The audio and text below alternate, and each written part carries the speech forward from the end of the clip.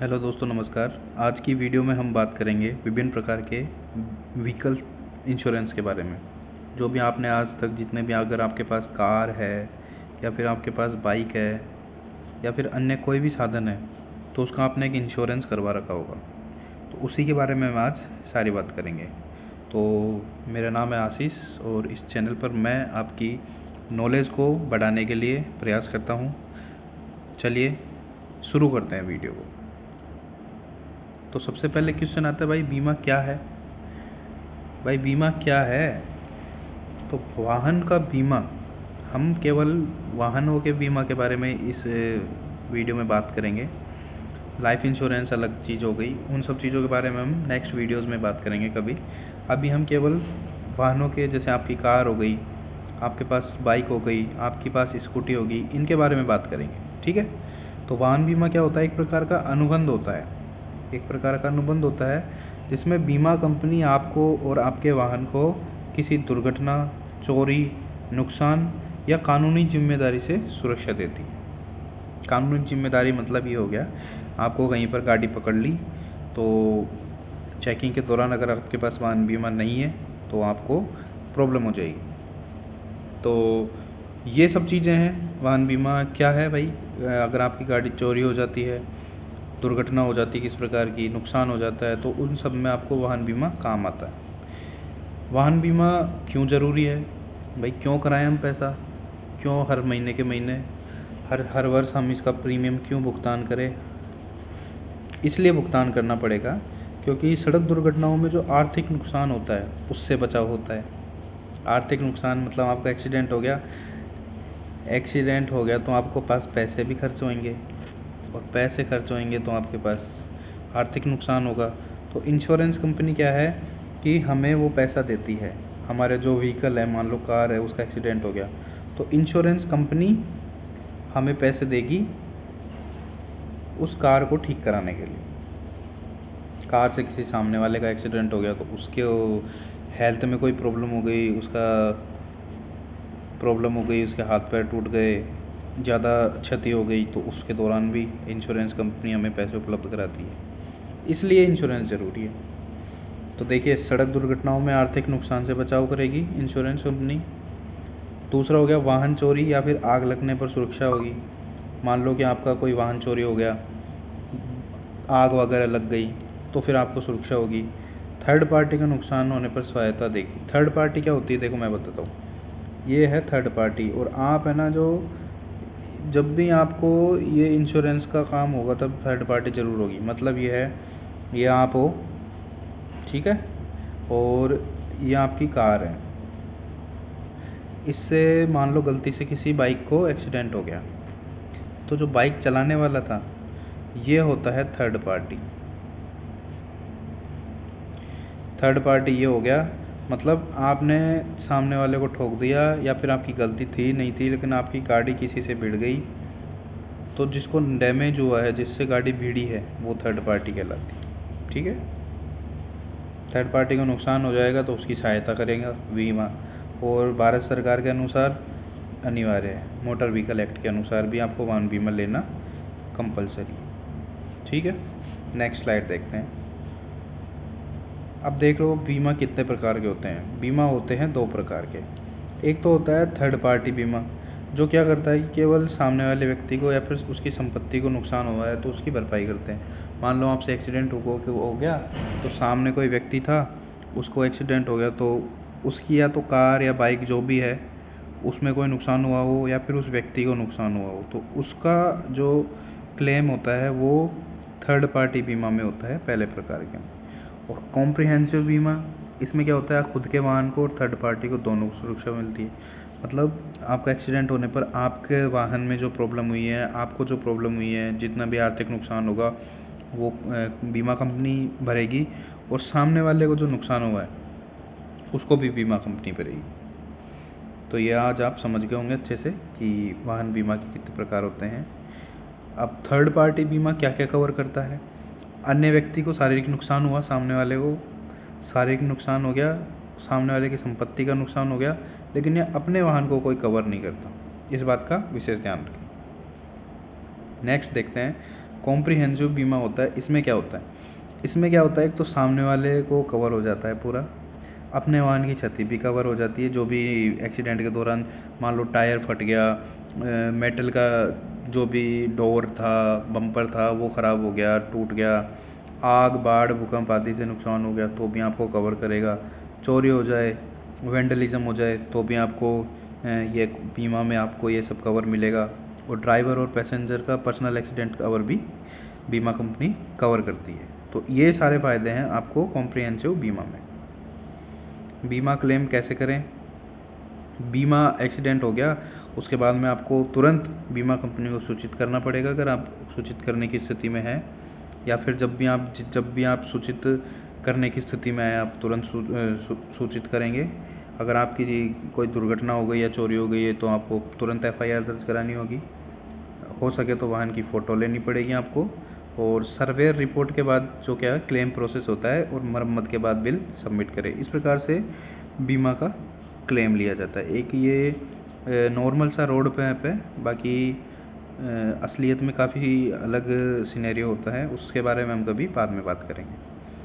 Premium कैसे तय होता है? प्रीमियम क्या होता है? प्रीमियम वो होता है जो आपको हर वर्ष आपको अपनी गाड़ी अथवा बाइक के लिए कितना रुपए कंपनी को पे करना पड़ेगा, कितना रुपए आपको कंपनी को पे कर रहे हो, वो आपका प्रीमियम हो जाता है।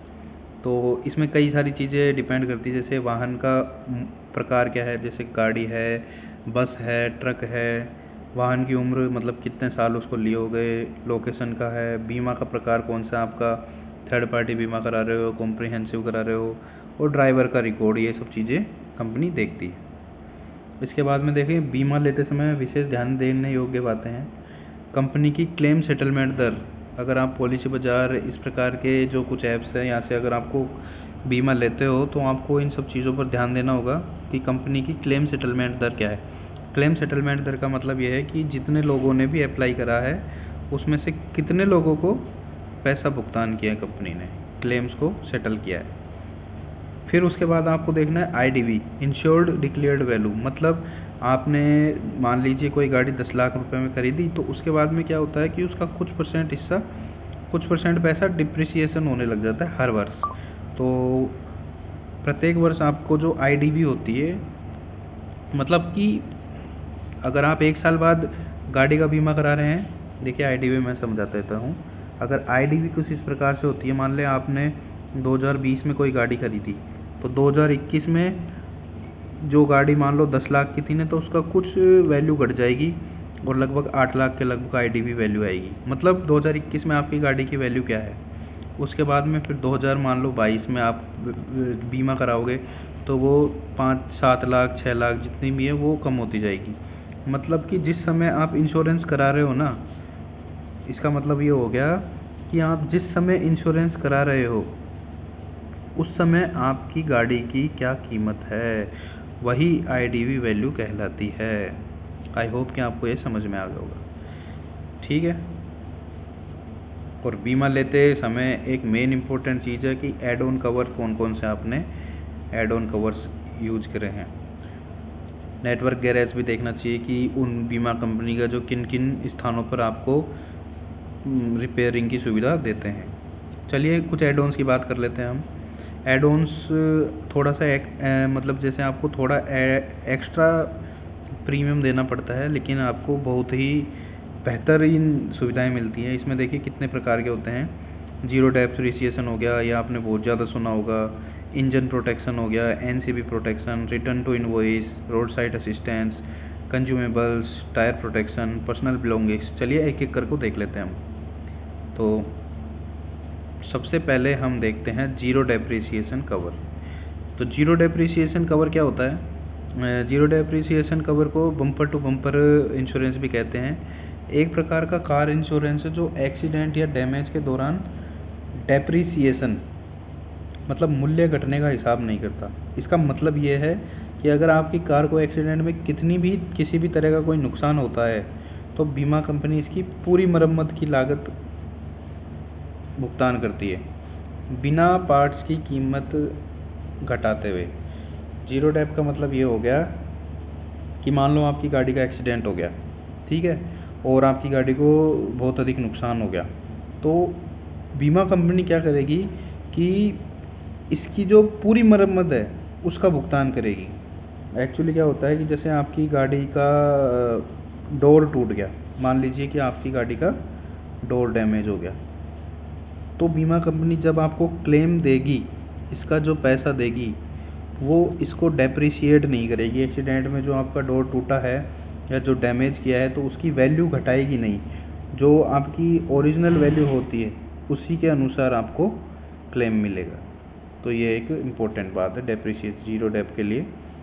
तो जीरो डेप्रिसिएशन इसीलिए बोलते हैं कि जीरो डेप्रिसिएशन वाला इंश्योरेंस लेना चाहिए, ताकि आपको जो आपकी कार है या फिर आपकी बाइक है उसकी वैल्यू मिले, पूरी वैल्यू मिले, डेप्रिसिएशन ना हो। आई होप कि आपको ये बहुत अच्छे से समझ में आया होगा। इसके बाद में इंजन प्रोटेक्शन कवर भी होता है, जिसमें क्या होता है कि ऑयल लीक से इंजन को नुकसान हो जाता है तो वो सामान्य बीमा में शामिल नहीं होता। अगर ये एड ऑन लेते हैं तो ही आपको इंजन की मरम्मत का खर्च मिलता है। इसके बाद एनसीबी प्रोटेक्शन होता है, मतलब नो क्लेम बोनस रहता है। अगली बार प्रीमियम में छूट मिलती है आपको। नेक्स्ट टाइम मान लो इस वर्ष आपको मान लो 800 रुपये मिल रहे हैं, हर वर्ष आपको 800 रुपये पे करने पड़ रहे हैं, तो अगली बार मान सकते हो कि 750 के लगभग पे करना पड़ेगा अगर आपने नो क्लेम बोनस प्रोटेक्शन लिया हुआ है तो।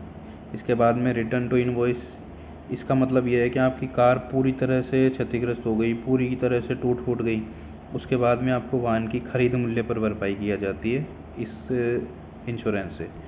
नेक्स्ट जो रोड साइड असिस्टेंस करके ऐड ऑन होता है, इसमें वाहन स्टार्ट नहीं होता, पंचर नहीं हो, कहीं फ्यूल ख़त्म हो जाए, इस प्रकार में 24/7 आपको मदद मिलती है। लेकिन हर जगह नहीं मिलेगी आपको, जहाँ पर इनकी सुविधाएं होंगी वहीं पर मिलेगी। कंज्यूमेबल्स कवर भी होते हैं, जैसे स्क्रू हो गया, कोई ब्रेक ऑयल हो गया, नट बोल्ट हो गया, आदि का भी खर्चा इसी में शामिल होता है जब आप ये वाला कवर ऐड ऑन करा लेते हैं। इसके बाद में टायर और रिम का प्रोटेक्शन कवर भी होता है, टायर कट जाए या फिर रिम टूट जाए तो उसकी भी पूरी भरपाई इस कवर में हो जाती है। इसके बाद में पर्सनल बिलोंगिंग्स कवर भी होते हैं, जैसे कि वाहन में कई बार मोबाइल, लैपटॉप आदि रख देते हैं तो वो कई बार चोरी हो जाते हैं, तो उनका भी बीमा कंपनी के द्वारा मुआवजा मिलता है अगर आपने यह ऐड ऑन ले रखा है तो। ऐड ऑन का महत्व क्या है? ऐड ऑन का महत्व यही है कि ऐड ऑन से बीमा ज़्यादा उपयोगी बनता है।